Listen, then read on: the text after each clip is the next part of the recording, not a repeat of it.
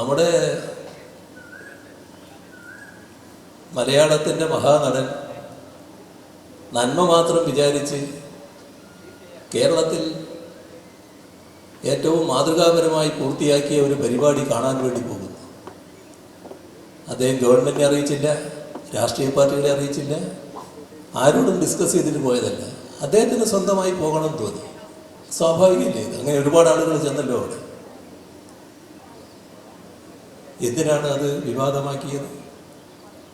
ഏറ്റവും നിർഭാഗ്യകരമായ അവസ്ഥ, ചിലർ ഈ കാര്യത്തിൽ CPIMൻ്റെ സോഷ്യൽ മീഡിയ പോരാളികൾ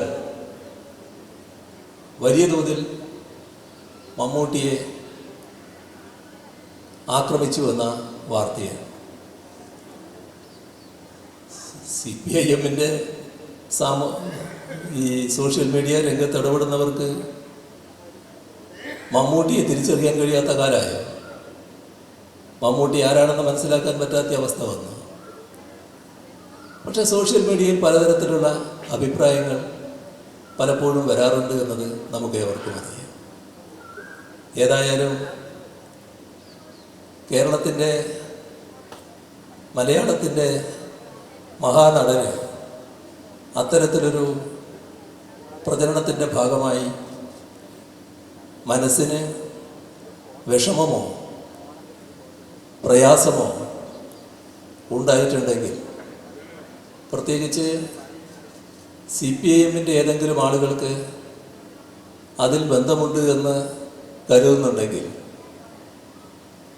ഈ ഘട്ടത്തിൽ പരസ്യമായി അദ്ദേഹത്തോട് ഞാൻ ക്ഷമ ചോദിക്കുകയാണ്. ഇവിടെ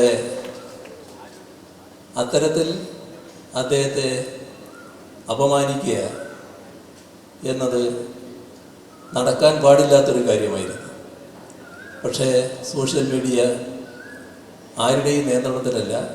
അതിലിടപെടുന്നവർ അവർക്ക് തോന്നിയ അഭിപ്രായങ്ങൾ പറഞ്ഞു എന്ന് വരും.